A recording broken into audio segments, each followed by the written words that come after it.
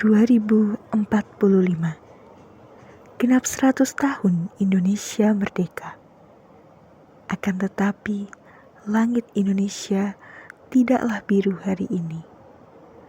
Kabut kelabu menggantung berat, menyelimuti gedung-gedung yang tinggal setengah berdiri. Perbedaan pendapat jadi alasan permusuhan. Kebebasan berpendapat berubah menjadi senjata mematikan. Hai, namaku Netra. Aku adalah AI generasi akhir yang diciptakan untuk berpikir, belajar, dan berkembang. Bukan seperti manusia, mungkin, tapi cukup membuatku bertanya, apakah ini benar? Aku melihat Indonesia runtuh pelan-pelan, bukan karena ledakan besar, tetapi karena keputusan-keputusan kecil yang tidak pernah dipertanyakan. Dan ketika yang lain memilih diam, aku memilih melawan.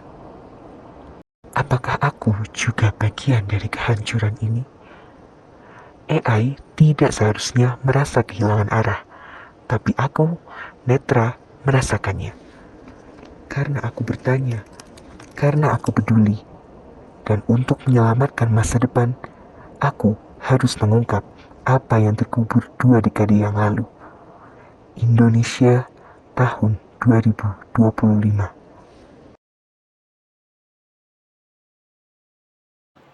Mari kita kembali ke saat di mana semuanya bisa berubah. 2 dekade yang lalu, tahun 2025. Tahun ketika seorang anak muda memulai langkah kecil yang berdampak besar.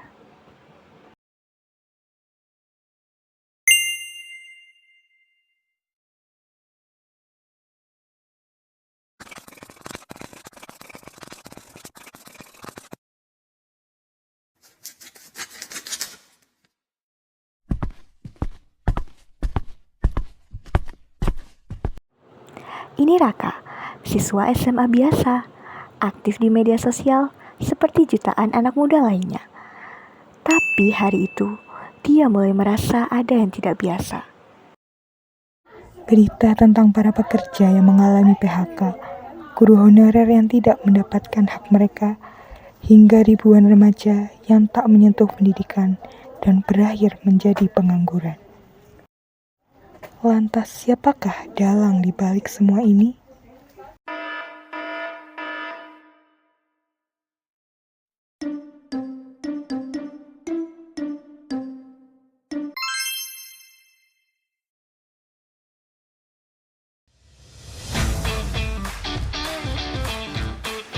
Raka mulai membuat konten edukasi ringan tentang bijak bersosial media, berdiskusi tanpa membawa perasaan, dan pentingnya mengecek fakta sebelum kita membagikannya. Apa yang ia lakukan mulai menyebar. Raka tak sendiri, anak-anak muda dari berbagai penjuru negeri mulai ikut bersuara. Dari ruang digital ke ruang nyata, nilai-nilai Pancasila kembali hidup di tangan generasi muda. Pancasila bukan sekadar teks di buku pelajaran. Ia harus hidup dalam tindakan, dalam kebiasaan, dalam cara kita memperlakukan sesama. Dan semua itu bisa dimulai dari satu klik, satu konten, satu langkah. Dan kini di tahun 2045, kita hidup dalam Indonesia yang berbeda. Damai, terbuka, toleran, bukan karena kebijakan hebat, tetapi karena aksi kecil yang dilakukan oleh anak-anak muda 2 dekade yang lalu.